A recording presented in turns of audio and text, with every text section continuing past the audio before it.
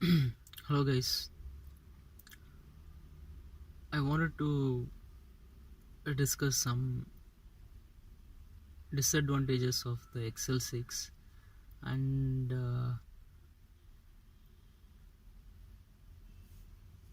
like it could be taken as a feedback to Maruti for improving the next version of XL6. So one of the first things that I felt a little bit disappointed was the infotainment system. For a car at this price range, they could have given a better infotainment system than their base models. They just put a basic infotainment system. If you look at the i20s, they have a much improved infotainment systems as compared to their previous models. The second thing I felt that could be improved was the back seats, captain seats don't recline completely, like you cannot completely fold them.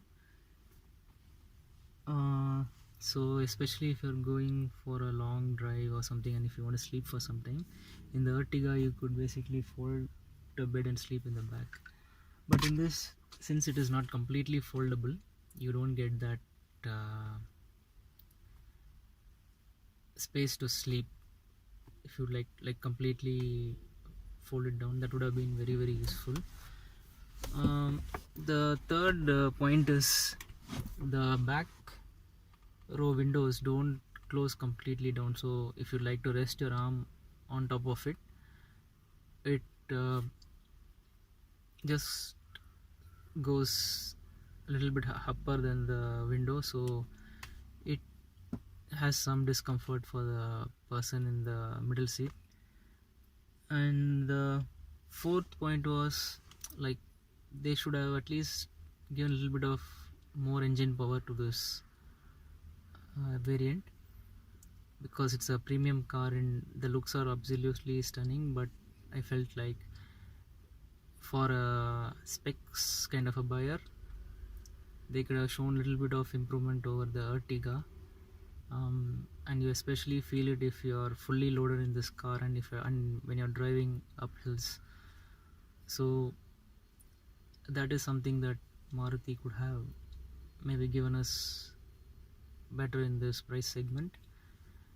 And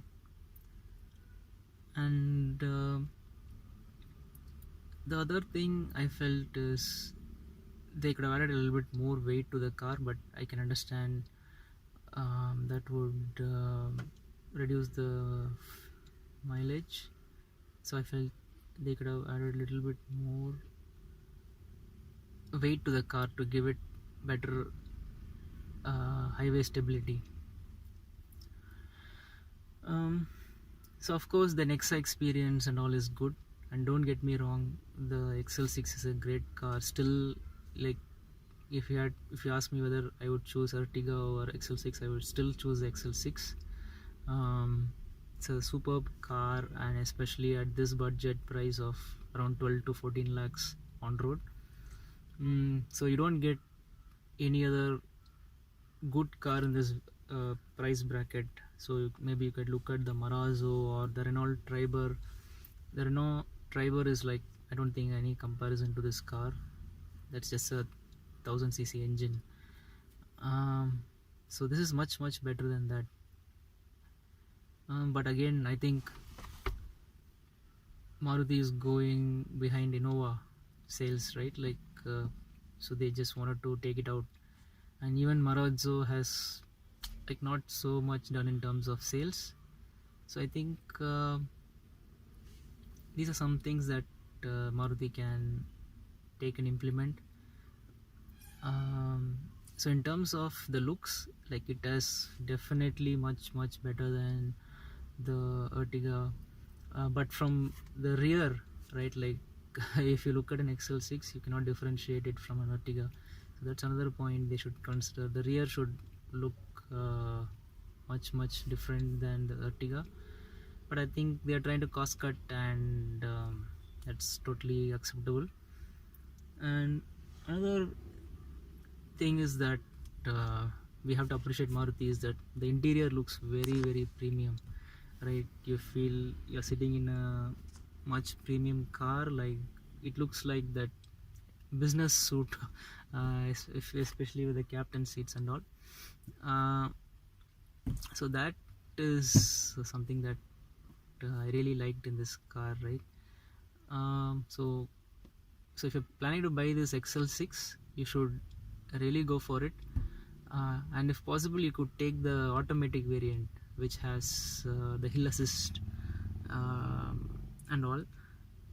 Yeah, so that is something that these are my opinions about this car.